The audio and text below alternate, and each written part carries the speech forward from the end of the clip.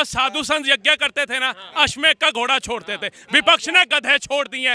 पढ़े लिखे हैं नहीं, बात करनी है पूरी। लेकिन कोई एक बकरे की दाढ़ी रखकर आकर ये बोलेगा ना जय फिलिस्तीन मेरी संसद में, मैं बर्दाश्त नहीं करूंगा। और उस नारे को अगर मेरे इससे जोड़ा जाएगा हिंदू राष्ट्र से, तो ये दोगलेपन के अलावा और कुछ भी नहीं होगा। वही खानदान है, जब हिंदुस्तान पाकिस्तान बना था तो उन्होंने हिंदुस्तान में ज्वाइन करने से मना कर दिया था और पाकिस्तान से हेल्प मांगी थी। कहाँ थे जब संविधान की धज्जियां उड़ा करके वक्फ बोर्ड दिया जा रहा था, शरिया दिया जा रहा था, मुस्लिम पर्सनल लॉ दिया जा रहा था, पहले संसाधनों पे 15 लाख वाला जुमला भी बोलते हैं, क्या वो सच में बोला गया था? क्या 2 करोड़ के रोजगार की भी बोलते हैं, क्या वो सच में बोला गया था? अगर ये मुझे दिखा दे बीजेपी के मैनिफेस्टो में 2014, 2019 या 2024 में, मैं माफी मांग लूंगा सर यहीं पर। हिंदुओं का बहुलता है तो हिंदू राष्ट्र था, हिंदू राष्ट्र है, हिंदू राष्ट्र। लेकिन संवैधानिक तौर पे मैं इसका विरोध करता हूं। आप चाहे इसे जिस तरह से छाप दीजिए, चाहे आप उसमें लिखा देना। शर्मा जी ने इस तरह से बात करी, शर्मा जी दोगले निकले। जिस तरह से फिलिस्तीन जिंदाबाद बोला, ये सही है या संविधान के खिलाफ है? सबसे पहले तो ये देखना होगा साहब, हमारा जो देश है वो फिलिस्तीन को किस नज़रिए से देखता है, मित्र के तौर पर, शत्रु के तौर पर? कहीं कोई मेंशन ही नहीं है। अभी मोदी जी ने फिलिस्तीन के लिए राहत पैकेज जारी करा था, फिलिस्तीन के सपोर्ट में आए थे, फिलिस्तीन को राहत भेजी है। तो है क्या, ये सिस्टम क्या है? अगर वो मित्र है और मित्र देश की जय जयकार करिए तो सही है, अगर वो शत्रु है और जय जयकार करिए तो गलत है। दूसरी तरफ बीजेपी के एक और सांसद हैं, उन्होंने कहा जय हिंदू राष्ट्र, तो वो भी गलत है। गलत है तो दोनों गलत है, सही है तो दोनों सही है। हिंदू राष्ट्र कहना गलत है? जाहिर बात है, संवैधानिक सरकार है, धर्मनिरपेक्ष सरकार है, क्यों कहेंगे आप? कल को फिर एक मिनट भाई साहब, बात पूरी होने दीजिए। अगर आप हिंदू राष्ट्र की बात करेंगे, कल को अगर कोई सिख जो है शपथ लेके आता है और वो कहता है जय खालिस्तान, तो क्या आप उसे सही मानेंगे? गजवाए हिंद अगर कोई कहता है तो आप उसे सही मानेंगे? नहीं मानेंगे ना। तो फिर हिंदू राष्ट्र किस हिसाब से सही माना जाना चाहिए? भारत माता की शपथ लो, संविधान की शपथ लो, भारत के नाम की शपथ लो, जेन्युइन बात है। गलत है तो दोनों हैं, अगर सही है तो फिर दोनों सही हैं। अगर आप एक को सही ठहराते हो कि हिंदू राष्ट्र की जिसने आवाज़ उठाई वो सही है, तो फिर अब उसने फिलिस्तीन के बारे में बोला वो भी सही है। फिलिस्तीन गलत है तो हिंदू राष्ट्र भी गलत है, बात खत्म। ऐसा है शर्मा जी, मैं बात आपकी रिस्पेक्ट करता हूँ और उम्मीद करता हूँ कि करता ही रहूँ। लेकिन मेरी एक बात समझिएगा, अगर आप ये वाली बात बोलेंगे ना कि जय फिलिस्तीन को हिंदू राष्ट्र से कंपेयर करेंगे तो गलत करेंगे। उसका कारण दे देता हूँ आज आपको। इसका नाम हिंदुस्तान भी है, भारत, इंडिया, हिंदुस्तान है। हिंदुस्तान क्यों पड़ा? जितने भी लोग आए, चाहे वो मुग़ल आए, तुर्क आए, अफ़गान आए, उन्होंने इसका नाम हिंदुस्तान क्यों दिया? हिंदुओं का स्थान, हिंदू राष्ट्र, बात एक ही है। इसका एक नाम है, हम हिंदुस्तान बोले या हिंदू राष्ट्र बोलें, उसमें कोई असंवैधानिक चीज़ नहीं है। वहीं पर ओवैसी साहब ने जय भीम भी बोला, जय मीम भी बोला, अल्लाह अकबर भी बोला, हमने कोई ऑब्जेक्शन तो नहीं किया। वो उनका नारा था, देश का नारा था, उनके आराध्य का नारा था, उन्होंने लगाया, हमें 1% भी प्रॉब्लम नहीं है। लेकिन चाहे आपका मित्र राष्ट्र हो, चाहे आपका शत्रु राष्ट्र हो, अगर कोई भाजपा का सांसद भी होता और वो जय इजराइल बोल रहा होता, मेरा तब भी वही ऑब्जेक्शन होता जो आज है। आप हिंदुस्तान के अंदर में खड़े होकर संसद में शपथ लेते हुए बोलते हो कि जय फिलिस्तीन, आप वही शख्स हो जो ये कहते हो मैं भारत माता की जय नहीं बोलूँगा। वहाँ पर जैसे आपको प्रॉब्लम है तब कहते हो हम जय नहीं बोलेंगे, जिंदाबाद बोलेंगे, ठीक है। और आज और जिस हिंदू राष्ट्र से साहब को प्रॉब्लम है, उसी हिंदुस्तान को जिंदाबाद बोल रहे हैं। सुनते रहिएगा सर, मैंने जैसे आपको बोला सुना था वैसे सुनिएगा। उसी हिंदुस्तान को कहते हैं हम भारत माता की जय नहीं बोलेंगे, हम हिंदुस्तान जिंदाबाद बोलेंगे। लेकिन आज उनको जब जय फिलिस्तीन बोलना था तो जैसे समस्या नहीं हुई। ये उनका सीधे सीधे उस कट्टरता को, जो हमास की कट्टरता है, उसको समर्थन था। अगर इनको वहाँ की आम जनता को समर्थन करना होता ना तो अलग बात होती। भारत ने भी इंसानियत के नाते हमारा हाथ पैकेज भेजा है। हम पूरी दुनिया में किसी के दुश्मन नहीं है। हम तो ऐसे मानकर चलते हैं जहाँ पर इंसानियत की बात आएगी। हिंदुस्तान ने कई बार पाकिस्तान की भी मदद करी है ना, ऐसा तो नहीं है। वो होती है इंसानियत। लेकिन क्या मैं ये पूछता हूँ कि कल को हिंदुस्तान मदद कर रहा है, ये वो आप देकर कि हिंदुस्तान ने भी तो मदद करी थी, इस वजह से आप अपनी संसद में चुना हुआ सांसद शपथ लेते हुए बोलेगा जय फिलिस्तीन? मजाक चल रहा है? कल को कोई जय पाकिस्तान बोल देगा तो मतलब चलेगा, या जय अमेरिका बोल देगा, जय इजराइल बोल देगा? मेरा इसमें कड़ा ऑब्जेक्शन है। और सिर्फ विपक्ष से ही नहीं है, ओवैसी से ही नहीं है, इस मुद्दे पर मुझे भाजपा के भी सांसदों से उतनी ही खुन्नस है, उतनी ही नफरत हो रही है कि उन्होंने संसद में मौजूद होते हुए इस पे आवाज़ क्यों नहीं उठाई, केस करने में एक दिन क्यों लगा। कोई भी चुना हुआ सांसद, आर्टिकल 102 भी इसकी इजाज़त नहीं देता है। संविधान अब खतरे में नहीं है सर? संविधान की सीधे सीधे हत्या करिए कल ओवैसी ने।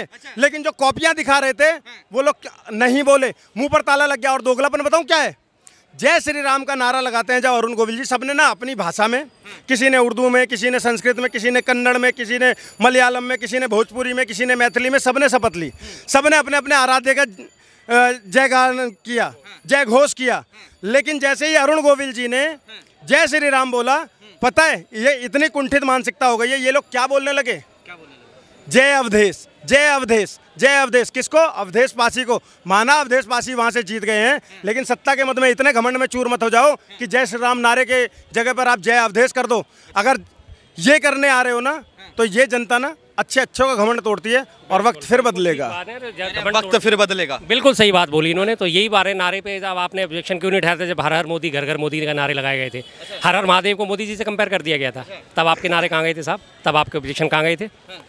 तब आपके अब देश की बात है, आप देश की बात सुनते हैं। अब देश का मतलब क्या होता है? अब देश का मतलब क्या होता है? अवध के ईश, सीधी सी बात है। अब देश का नारा लगा, अवध के ईश। अवध के ईश कौन है? सब जानते हैं, जय श्री राम। अच्छा, सवाल ये है, जिस तरह से संविधान की दुहाई विपक्ष के नेता देते रहे और संविधान की कॉपी संसद के बाहर भी लेके खड़े रहे, अब फिलिस्तीन का नारा लगता है तो क्या संविधान की हत्या नहीं है? मैं साफ कह रहा हूँ आपसे, मैंने शुरुआत से इस बात को बोला, अगर ये गलत है तो दूसरी चीज दोनों गलत है। आप दोनों को एक नजरिए से तोलो, दोनों की सदस्यता रद्द करो, दोनों की सदस्यता रद्द करो साहब। मैं तो कह रहा हूँ ना, मुझे ओबीसी से आपसे कोई हिंदू राष्ट्र, अगर हिंदुस्तान में रहकर अगर कोई हिंदू राष्ट्र की बात करता है, वो गलत है आपकी नजर में? संवैधानिक है, बिल्कुल है। अगर फिलिस्तीन उसकी बात करना, खालिस्तान की मांग करना है संवैधानिक है, गजवाए हिंद की बात करना है संवैधानिक है, तो उसी प्रकार से संविधान के दायरे में रहते हुए हिंदू राष्ट्र की बात करना भी है संवैधानिक है। धर्मनिरपेक्ष सरकार है, धर्मनिरपेक्ष राष्ट्र है, धर्मनिरपेक्ष ही रहना चाहिए। अगर आप इसे किसी भी तरह, कल को जैनी भी कहेंगे जय जैनिज्म, हमें तो जैनिस्तान चाहिए, कल को बौद्ध भी कहेंगे हमें बौद्धिस्तान चाहिए, कल को पारसी भी कहेंगे हमें पारसीस्तान चाहिए, कल को ईसाई भी कहेंगे हमें ईसाईस्तान चाहिए, कल को सारे धर्म आगे उठ के खड़े जाएंगे, तब आप उन्हें गलत ठहराओगे। लेकिन आप इस चीज़ को गलत क्यों नहीं ठहराते? क्योंकि आप 100 करोड़ हो, आप बहुसंख्यक हो। क्यों? आप जो है उसे रहने दीजिए ना, फिर आप ऐसे नारे क्यों लगाते हो? आपके लिए गलत दोनों होने चाहिए। कानून की नज़रों में कहा जाता है सब बराबर हैं, तो आप सबको बराबर की दृष्टि से देखो साहब। आप उसे भी गलत ठहराओ, मैं ओवैसी के भी खिलाफ हूँ, मैं उस बीजेपी सांसद के भी खिलाफ हूँ कि जिसने जय हिंदू राष्ट्र का नारा दिया, मैं दोनों के खिलाफ हूँ। और अगर आप दोनों को गलत ठहराते हो, मैं दोनों के पक्ष में हूँ कि आप उनको गलत ठहरा रहे हो, बहुत अच्छी बात है, सीधी सी बात है। आप एक नज़रिए से नहीं चलोगे, आप चलो तो बिल्कुल संविधान की दृष्टि से दोनों को बराबर लेके चलो, दोनों को बराबर लेके चलो। मुझे कोई आपत्ति नहीं, मुझे कोई किसी से सहानुभूति नहीं, ना उससे ओवैसी से ना दूसरे वाले बीजेपी के सांसद से, मुझे किसी से कोई सहानुभूति नहीं है।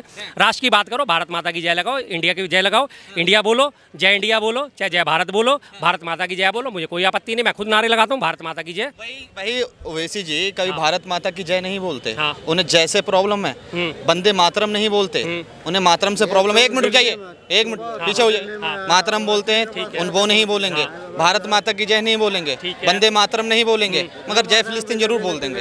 हाँ, तो वही तो मैं कह रहा हूँ ना, भारत माता की जय नहीं बोलते तो क्या बोलते हैं फिर? वो भारत की जय तो बोलते हैं, नहीं बोलते, नहीं बोलते, निकालो बाहर उन्हें। फिर मेरी उनसे कोई सहानुभूति नहीं है। करो उनकी सदस्यता, मुझे क्या लेना देना उनसे? नहीं बोलते तो निकालो, मुझे कुछ नहीं, कोई सहानुभूति नहीं साहब, मुझे कोई सहानुभूति है। अगर भारत राष्ट्र के खिलाफ कोई भी आरोप लगता है, भारत के खिलाफ कोई जाके काम करता है, भारत की अस्मिता को ठेस पहुंचाता है, आप सदस्यता रद्द करो, जेल में डालो। बीजेपी की सरकार पिछले 10 साल से ओवैसी ऐसी हरकत कर रहा है, डालो जेल में। मेरी क्या उससे वो है? मेरी कौन सी उससे घर की रिश्तेदारी है? के नेता बनने वाले हैं वो। छोड़ो दो, नहीं चाहिए। मैं ऐसा गठबंधन का नेता, खुल के कहता हूँ, मुझे तो कोई सहानुभूति नहीं। देश की अस्मिता पे अगर कोई सवाल उठाता है, देश की अस्मिता के साथ कोई खिलवाड़ करता है, मैं उसके खिलाफ हूँ, बात खत्म। मेरे लिए ना हिंदू, ना मुस्लिम, ना सिख, ना ईसाई, ना जैन, ना बौद्ध, ना पारसी, कोई नहीं। मेरे लिए राष्ट्र धर्म सर्वोपरि है। राष्ट्र के खिलाफ अगर कोई बात जाती है, मैं उसका खिलाफ करूंगा, खिलाफत करूंगा। एक ही बात रिपीट करने से सही नहीं हो जाती। आप जिस ओवैसी की बात कर रहे हैं, आप उसके खानदान के बारे में जानते हैं? ये वही खानदान है, जब हिंदुस्तान पाकिस्तान बना था तो उन्होंने हिंदुस्तान में ज्वाइन करने से मना कर दिया था और पाकिस्तान से हेल्प मांगी थी। ये उसी खानदान का आदमी है। ये तो सरदार पटेल को थैंक यू बोलो, जिसने इनको डंडा दे के बोला था कि अभी यहाँ रहना है या नहीं रहना है तुम, तब ये लोग मिले। आज ये हिंदुस्तान की बात करते हैं। हिंदू राष्ट्र कौन बोलता है बनाना है? ये हिंदू राष्ट्र था, है और रहेगा। शर्मा जी देखिए, अब जनता कह रही है हिंदू राष्ट्र था और है और रहेगा। बिल्कुल मानसिक रूप से भाई साहब बोलने दीजिए। मानसिक रूप से, नैतिक रूप से हिंदुस्तान में हिंदू बहुल हैं, तो इसलिए 90% से 80% से ऊपर आबादी है, 100 करोड़ फिलहाल आज की डेट में आबादी है, हिंदुओं का बहुलता है, तो हिंदू राष्ट्र था, हिंदू राष्ट्र है, हिंदू राष्ट्र। लेकिन संवैधानिक तौर पे मैं इसका विरोध करता हूँ। आप चाहे इसे जिस तरह से छाप दीजिए, चाहे आप उसमें लिखा देना शर्मा जी ने इस तरह से बात करी, शर्मा जी दोगले निकले, मुझे कोई आपत्ति नहीं। संविधान सर्वोपरि, संविधान में साफ साफ अनुच्छेद 25 में धार्मिक आज़ादी का अधिकार सबको दिया गया है। जनता अपने धार्मिक आज़ादी का उपयोग कर सकती है, किसी भी धर्म को अपना सकती है, किसी भी पूजा पद्धति को अपना सकती है, लेकिन सरकार धर्म के आधार पर नहीं चलेगी। लोग धर्म के आधार पे चल सकते हैं, सरकार धर्म के आधार पे नहीं चलेगी। That's all. एक 56 इस्लामिक कंट्री है। हाँ जी, सुनो भाई साहब, पार्टियां यहाँ पे धर्म के नाम पर चलेंगी, पार्टियां यहाँ पर धर्म के नाम पे चलेंगी। पूर्व प्रधानमंत्री बोलेंगे कि एक पूर्व प्रधानमंत्री बोल देंगे धर्म के आधार पर कि पहला हक उनका है। सारी चीजें होंगी तो धर्म के आधार पे हो जाएंगी। लेकिन जो भारत, आर्यवर्त, हिंदुस्तान जिसका नाम है हिंदू जमा स्थान, संधि विच्छेद कर दो हिंदुस्तान मतलब हिंदू राष्ट्र, उससे आपत्ति है। क्यों आपत्ति है मुझे समझ में नहीं आता। और खुद ओवैसी भी हिंदुस्तान बोलता है ना, हिंदू राष्ट्र था, हिंदू राष्ट्र है और हिंदू राष्ट्र ही रहेगा। और इसीलिए क्योंकि ये हिंदू राष्ट्र है, यहाँ पर सबको मिला लिया गया। जो भी आया उसको, जिस पारसियों को पूरे विश्व में कहीं जगह नहीं दी ना, उन्हें भी हिंदुस्तान ने आश्रय दिया। समझ गए? तो ऐसा नहीं है भाई साहब। लेकिन कोई एक बकरे की दाढ़ी रखकर आकर ये बोलेगा ना जय फिलिस्तीन मेरी संसद में, मैं बर्दाश्त नहीं करूंगा। और उस नारे को अगर मेरे इससे जोड़ा जाएगा हिंदू राष्ट्र से, तो ये दोगलेपन के अलावा और कुछ भी नहीं होगा। मैं बहुत खुल के बोलता हूँ इन बातों को। मुझे इस चीज पे खून कल से भी खोल रहा है कि कोई भी सांसद इतना करेज क्यों नहीं दिखा पाया कि उस ओवैसी को संसद में खड़ा होकर ये बोलता कि तेरी औकात कैसे हो गई, और अभी तक उसकी सदस्यता रद्द क्यों नहीं की गई है। मैं इसकी मांग कर रहा हूँ। समझ गए? रमेश बिदुड़ी ने क्या बोला था, क्या बोला था? एक सांसद के लिए जय अमेरिका बोला था क्या उसने? अमेरिका नहीं बोला। एक सांसद किस चीज पे है? मेरा ऑब्जेक्शन किस चीज पे है? ऐसे तो भाई साहब, ऐसे तो तब कोई कुछ नहीं बोला था जब स्पीकर के ऊपर पे पेपर फेंके गए थे। ऐसे तो तब कोई कुछ नहीं बोला था जब जगदीप धनखड़ जी का मजाक उड़ाया गया था उपराष्ट्रपति का। मैं देखो सेलेक्टिव बातें नहीं करता हूँ, मैं वही बात करता हूँ जो जेन्युइन है। मेरे देश की संसद में मेरे देश का चुना हुआ सांसद किसी भी राष्ट्र का अगर वो जय इजराइल भी बोलता, मेरा ऑब्जेक्शन वही होता। मेरा ऑब्जेक्शन जो आज है ना, वही तब भी होता। मुझे इस दोगलेपन से प्रॉब्लम है। तुम हिंदुस्तान में रहोगे, हिंदुस्तान का खाओगे, हिंदुस्तान से चुने जाओगे और फिर बोलोगे कि हम जय भारत माता की जय नहीं बोलेंगे और जय फिलिस्तीन बोल दोगे। तुम्हारी ये औकात हो गई हिंदुस्तान में? मजाक चल रहा है? शर्मा जी से सवाल ले लेता हूँ छोटा सा। निकालिए बाहर, संविधान निकालिए बाहर। सत्ता आपकी है, सरकार आपकी, निकालिए बाहर, करिए उनके सदस्यता रद्द, बात खत्म करिए। सरकार का अरे भैया मैं तो हूँ इस देश में, मेरे से आप इस की बात। हाँ मैं तो कह रहा हूँ निकालो बाहर।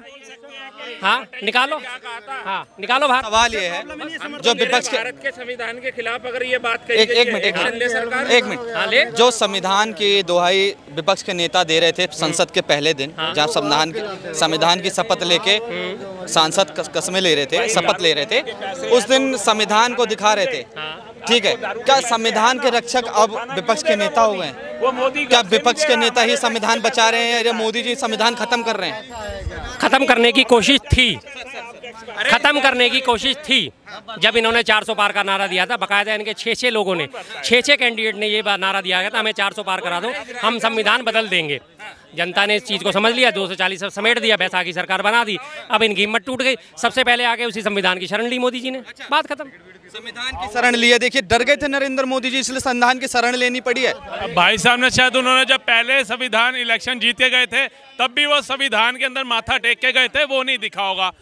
आज वो राहुल गांधी 6 महीने से एक संविधान को किताब लेकर के घूम रहे हैं, जिनको खुद नहीं पता होगा पहले पन्ने में क्या लिखा हुआ उसके, जिनके नाना ने संविधान के साथ छेड़छाड़ कर दी, जिनकी दादी ने संविधान के साथ छेड़छाड़ कर दी, जिनकी माता जी ने छेड़छाड़ कर दी, जिनके पिताजी ने संविधान के साथ छेड़छाड़ कर दी, जिनके चुने हुए प्रधानमंत्री कांग्रेस के well educated Shastri doctor Manmohan Singh ji ने छेड़छाड़ कर दी, वो मोदी जी के ऊपर प्रश्न चिन्ह उठा रहे हैं कि ये 400 पार लाएंगे तो संविधान बदल देंगे।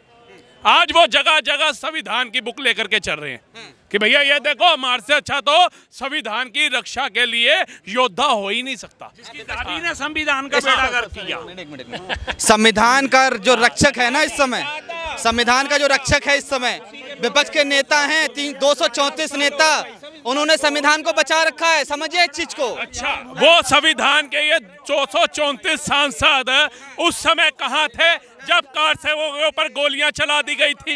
ये 200 संविधान के रक्षक तब कहाँ थे जब कश्मीर से कश्मीरी पंडितों का नरसंहार हुआ था?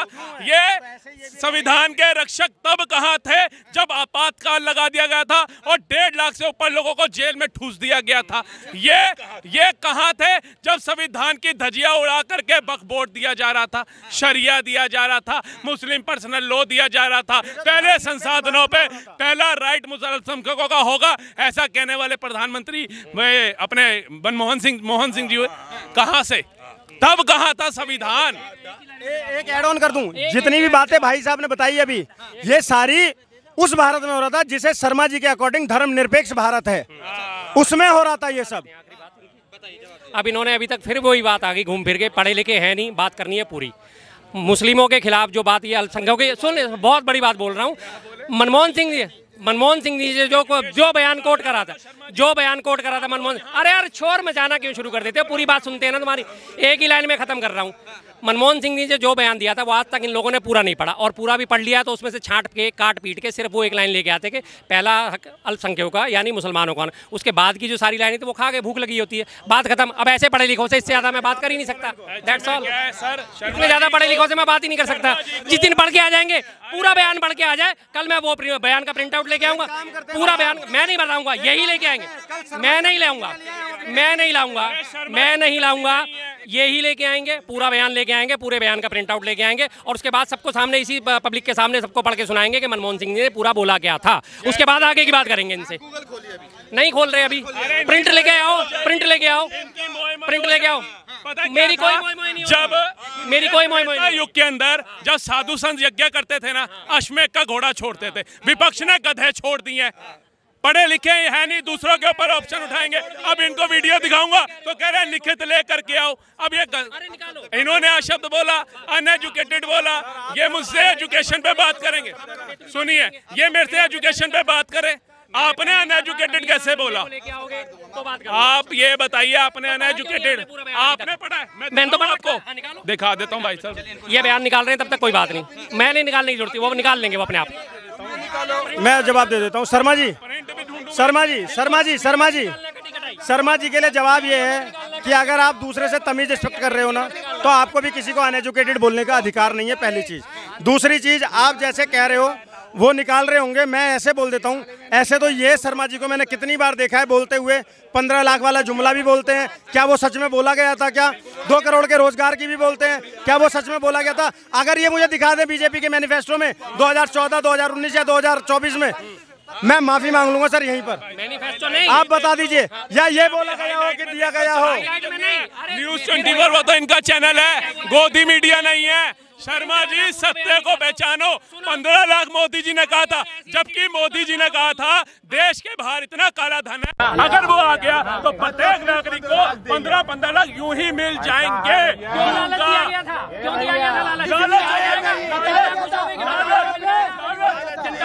ये पढ़े लिखे शर्मा जी, पहचान लो। मनमोहन सिंह जी का निकालने के लिए निकाला, नहीं निकाला, लो भाई साहब, निकालो प्रिंट आउट, निकालो ये प्रिंट आउट लो भाई साहब को। लग रहा है पेपर निकालने चाहिए। 10-15 सेकंड की मत निकालो, सारी वीडियो उसी टुकड़े से है। शर्मा जी सत्यवादी हरीश, पूरा बयान निकालो जो छपा। अगर उन्होंने नहीं उठाई आवाज तो उठानी चाहिए। मैं तो कह रहा हूँ भाई, मेरी ओवैसी से कोई सहानुभूति नहीं है, मेरे ओवैसी जैसे लोगों से कोई सहानुभूति नहीं है, किसी किस्म की कोई सहानुभूति नहीं। मेरी सहानुभूति सिर्फ भारत से है, राष्ट्र से है, संविधान से है। अगर संविधान विरोधी कोई भी व्यक्ति कोई भी कार्य करता है, मेरी उससे कोई सहानुभूति नहीं है, मेरी कोई सहानुभूति नहीं है। बार बार कहता हूँ, अगर उन लोगों ने आवाज़ नहीं उठाई तो उन्हें आवाज़ उठानी चाहिए। मैं फिर कहता हूँ, अगर उन लोगों ने आवाज़ नहीं उठाई उन्हें उठानी चाहिए। और बताइए, अगर आप हमारी आवाज़ वहाँ तक पहुँचा सकते हो आप पहुँचाइए। हम कह रहे हैं, मैं शर्मा जी कह रहा हूँ कि भाई अखिलेश जी आप भी आवाज़ उठाओ ओवैसी के खिलाफ, और राहुल जी आप भी आवाज़ उठाओ, बाकी जो गठबंधन के साथी है सारे मिलकर आवाज़ उठाओ। उसने संविधान विरोधी कार्य करा है, आवाज़ उठाओ, बिल्कुल उठाओ। मेरी कोई मैं भी देना चाहता हूँ, बिल्कुल लास्ट जवाब है। जैसे शर्मा जी ने बोला ना कि इनकी ओवैसी से कोई सहानुभूति नहीं है, ऐसे ही हमारी किसी से कोई पर्सनल दुश्मनी नहीं है। लेकिन जो राष्ट्रभक्ति में वो करेगा, जो राष्ट्र की संसद में बैठकर दूसरे देशों के नारे लगाएगा, जो मेरे देश के विरोधी बातें करेगा, वो मेरा दुश्मन है, चाहे वो ओवैसी हो, चाहे उसका समर्थन करने वाला कोई भी विपक्षी नेता हो।